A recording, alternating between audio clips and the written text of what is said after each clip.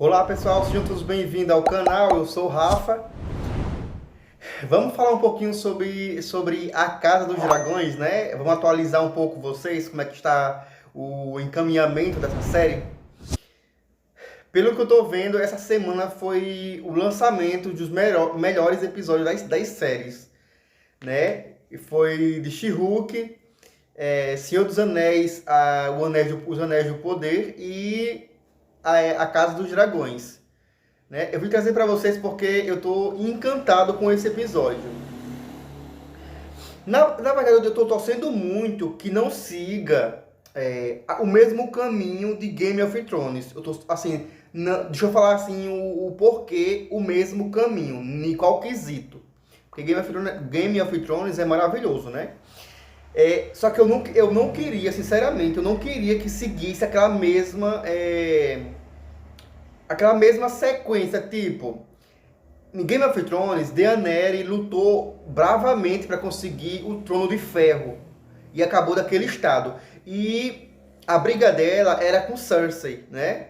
Então, eu espero realmente que essa série, A Casa dos Dragões, desenvolva o lado de... Eu sei que já tem um livro, né? Já tem tipo um segmento formado. Mas como é série, eles podem fazer uma adaptação. Eu queria muito que o segmento dessa série fosse se juntar aos Targaryen, né? E enfrentar os caminhantes brancos. Porque pelo que eu vi, já foi falado nessa... Como é que eu posso falar? Nesse mal que surge do norte umas 3 ou 4 vezes. E quem fala geralmente é o rei Viserys. Então eu tô torcendo muito, muito mesmo, que siga essa linha, essa trajetória. Que não fique aquela guerrinha entre Rhaenyra e Alicent, porque eu gosto das duas, né? Eu gosto, assim, pra mim são duas personagens fantásticas. Mas apesar que eu gosto muito, muito, assim, eu pendo um pouco, assim, tenho uma admiração maior por Alicent Hightower. Pelo que eu entendi, ela é uma rainha muito, muito, muito generosa, muito boa. Eu tinha umas dúvidas ainda em relação a ela quando o pai dela voltasse a ser a mão do rei.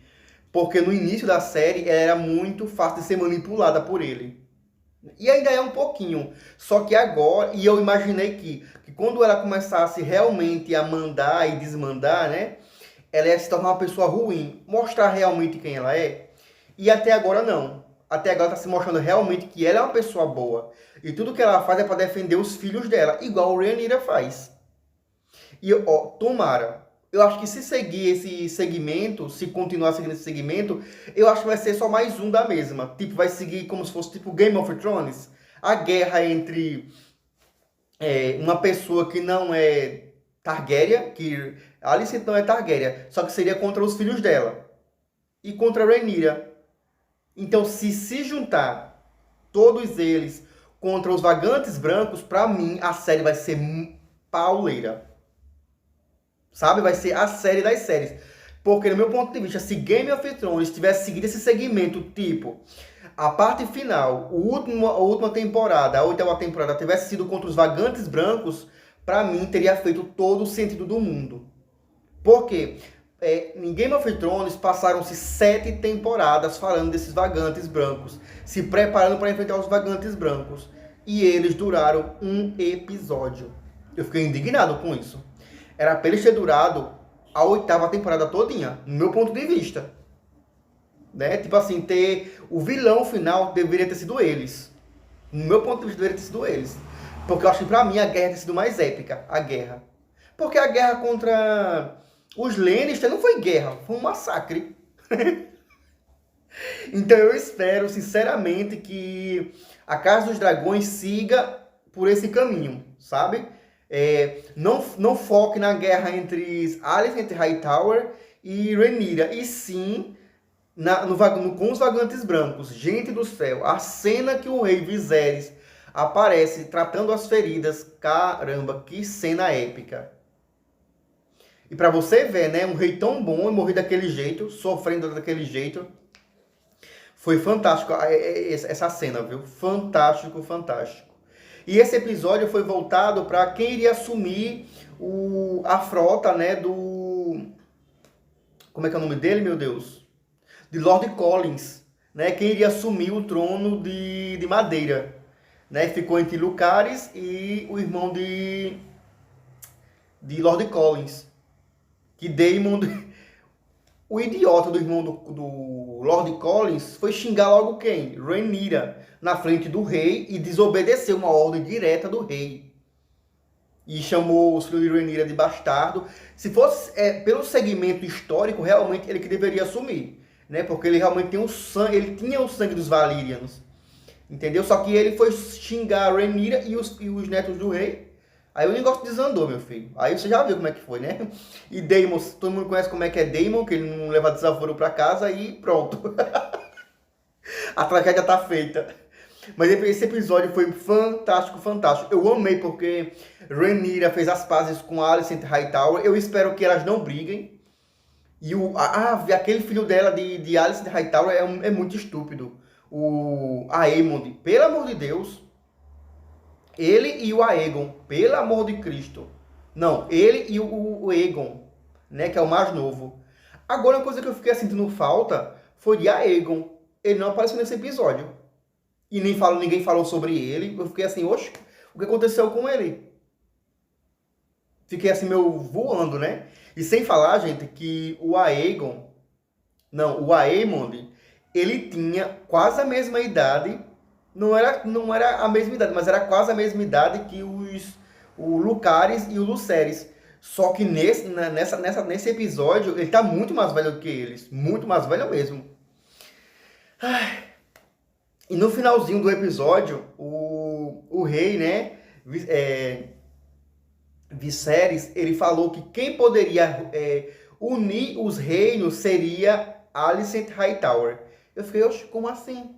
Mas faz sentido, sabe por quê? Ela é uma pessoa muito justa, pelo que eu entendi. Muito, muito justa, né? É uma pessoa correta, que tenta ao máximo fazer o que é correto, né? Achei fantástico isso dela.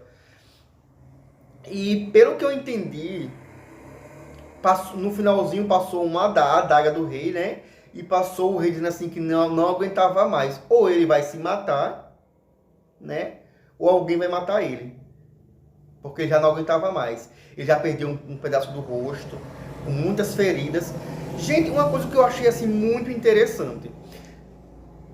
Teve uma parte no início da temporada, foi no primeiro episódio, se não me engano, foi no segundo, que o rei se cortou com a espada. O rei se cortou com a espada no trono quando ele sentou, o dedo mindinho. Quando ele sentou, ele se cortou. E foi daí que começou a aparecer esse ferimento dele. Então eu acho que tem a ver com o trono. Tipo assim, cada vez que ele adoece, é como se aquele reinado dele, aquele tempo de bondade, fosse se deteriorando. Você pode ver, cada vez que ele fica mais doente, mais aquele sentido de paz, de união se deteriora, sabe? Vai se acabando. Então pode ser tipo assim, como se fosse uma demonstração, né, de que a paz está se indo com a doença dele, né? Quanto mais ele vai ficando doente, mais o reino vai se dividindo, sabe? Mas esse episódio foi fantástico porque justamente mostrou o contrário. Mostrou que eles fizeram umas pazes, sabe? Só que eu tô meio receoso, porque como eles vivem muito em atrito, qualquer fagulhazinha pega fogo. E o Aemond, aliás, ele é muito perigoso, viu? Muito, muito perigoso. Ele atiçou os irmãos, né? Lucaris e Lucerys, dizendo que eles não eram... Que eles não são, na verdade, né? Que eles não eram sobrinho deles. Sobrinhos dele. Só que ele é, né? Porque ele não é filho da irmã dele. Então ele é sobrinho. Ele só não é filho de Laenor, né? Mas é filho da irmã. Então tem que respeitar, né? Mas é porque ele é muito afrontoso. Ele e o irmão Aegon. É muito afrontoso, pelo amor de Deus. Então, pessoal, é isso. Espero que vocês tenham gostado desse conteúdo, essa atualização que eu trouxe para vocês, né? Se inscrevam no canal, compartilhem e até o próximo vídeo.